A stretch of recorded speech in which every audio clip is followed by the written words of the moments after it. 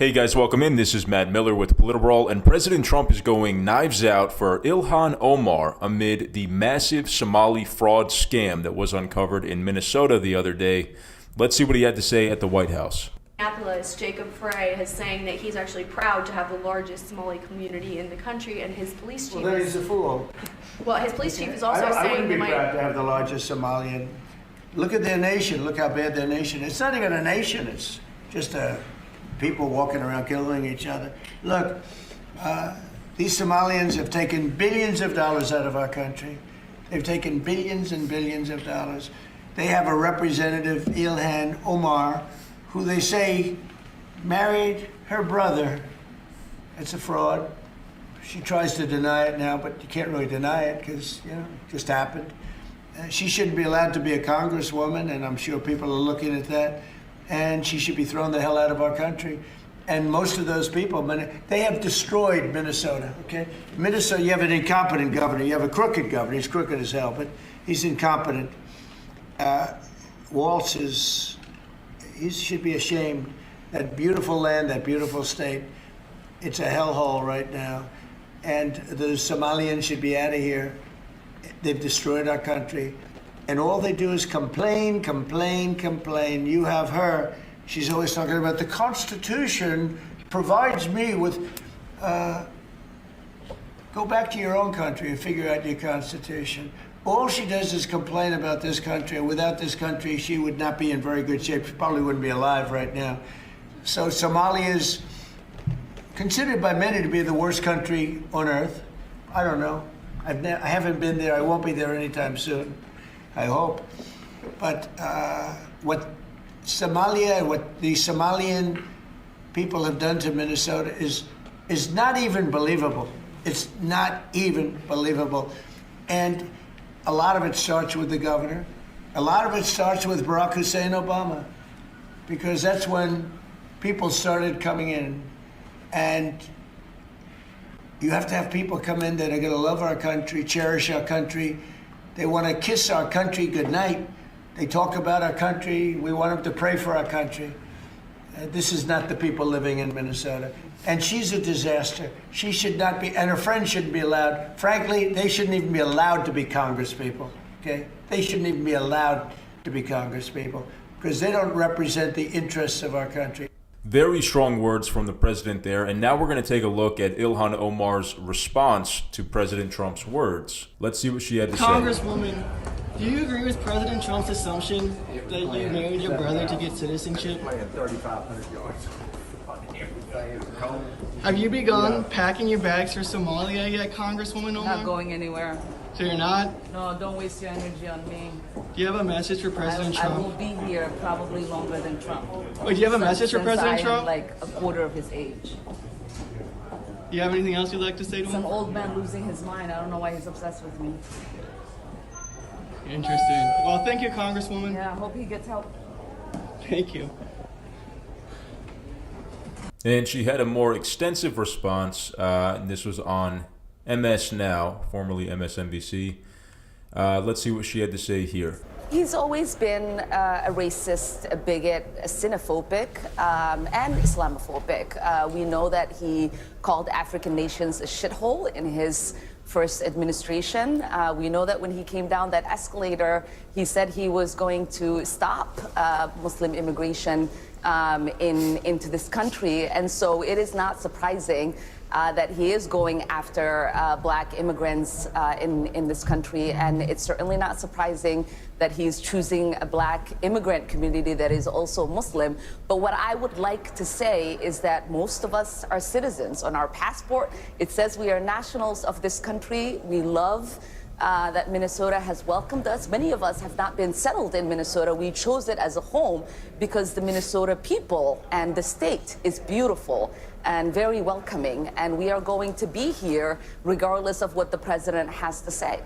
Well, I hope she means that. And, it's true that when you become a legal citizen, you're supposed to be pledging allegiance to the United States of America, which means that you're foregoing your other national identities, you're foregoing your citizenship anywhere else, and your allegiance is to America, the American people, and you should want to make America a better place.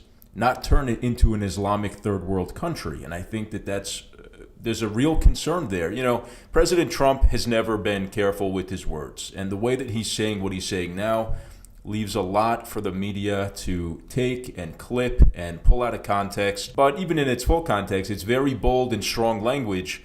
I think he's raising a genuine concern that most Americans and probably most Minnesotans are feeling right now after they're seeing their communities and their cities getting taken over by third world people who, let's just be frank, a lot of them don't share American values. They don't believe in women's rights. They don't believe in freedom of speech. They don't believe in freedom of religion. And this is a major problem. It's not true to say that every single culture is compatible with other cultures. And I think that when you are a guest in the United States and you've come here with our hospitality, you should be America first. And definitely the Somali migrants that defrauded the Minnesota taxpayers, stealing hundreds of millions of dollars, up to $1 billion in tax dollars, funneling it back to Somalia. Some of that money now we know made it into the hands of terrorist groups like Al-Shabaab that hate America. That was the money of hardworking Minnesotans that got stolen and funneled overseas on Tim Walz's watch. And I hope a lot of people go to jail for that, but that's not being a good immigrant. That's not being a good American. It's also not being a good immigrant, good American when we're seeing attacks from people from these countries like Afghanistan, you know, and then, you know, there are legitimate questions. What is the solution here? Is it a stronger vetting process? There's evidence that these people that came, these 70,000 that came from Afghanistan under the Biden program, were hardly vetted at all. And there's a massive question that how can you vet people from a third world country where their government is changing all the time and new leaders and warlords are popping up, new terrorist groups like the Taliban are taking over and becoming the government? What do you think their record keeping on individuals as far as criminal records, financial records, social media records, all of that? Do you think that the Taliban is keeping, you know, records, good, reliable records of these people that the American government can then use to properly vet who this person is? Of course not. So I think what the Trump administration is saying is that it's not worth the risk. There's certain regions of the world that harbor these anti-American sentiments, and it's just, as we're seeing attacks, as we're seeing all kinds of issues from these areas, he's deciding that it's not worth the risk for America to take these people in mass right now. And as I said, I think that that's a legitimate concern. Ilhan Omar went on CNN trying to make excuses for the Somalis that did this and saying that it's not Somalians' fault that they stole hundreds of millions of dollars from Minnesota. Let's see what she said. Federal prosecutors say 59 people have been investigated in these schemes so far. Americans at large stole tens of billions of forms of aid during the pandemic all over the country. Minnesota's fraud scandal stands out, according to federal auditors. What are you hearing from investigators right now? Well, I've been following the cases closely as they've gone through the courts, and we know that there are more indictments possibly coming. I think that number might go up to 73 is what I'm hearing. Okay. Can you shed any light on why the fraud got so out of control in Minnesota? I think what happened is that, you know, when you have these kind of new programs that are designed to help people, you're oftentimes relying on third parties to be able to facilitate. And I just think that a lot of the COVID programs that were set up, they were set up so quickly that a lot of the guardrails did not get created.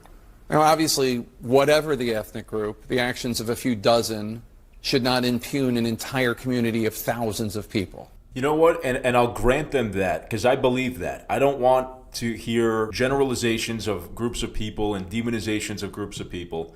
But we also have to be realistic here and acknowledge the concern that so many Americans have, where immigration can lead to bad things if not done in the right way. And we've seen that in our own history and in world history too. You see certain groups of people coming in large quantities that are antithetical to the culture and the values of the place that they're going to, and it doesn't lead to a good result. just saying, this idea that the left has that diversity is our strength and that that's an absolute. So that if we mix up all groups of people all at once, that's going to be a good thing every single time. Immigration is a delicate thing. And if the Trump administration, he is president and he runs the government, he has the power to do this. If he's deciding that it's not worth the risk right now to take people from certain countries that we've identified as harboring domestic terror threats or otherwise pose a detrimental threat to America, then he's allowed to do that. Right? And I think that we'll see a Democrat come in and they'll reverse it and they'll let more people in. Trump wants to close the floodgates. It's the right of any sovereign nation to decide when, how, and who and how many immigrants are able to come into the country. And we're seeing the closing of the immigration channel right now. It's not illegal. I don't even think it's immoral. It's the right of any nation to do. So as this conversation evolves, we'll see what comes of it. We'll see what further actions is Trump going to take to restrict immigration from these designated countries. Let me know what your thoughts are in the comments. This is a very hot button issue, very sensitive issue right now that America is getting torn apart over. I want to hear what your thoughts are. Thank you guys so much for watching. If you liked the video, please leave a like and subscribe to the channel. Ring the notification bell so you guys get notified when we post brand new videos here on the channel. Thank you again for watching, and I'll see you next time.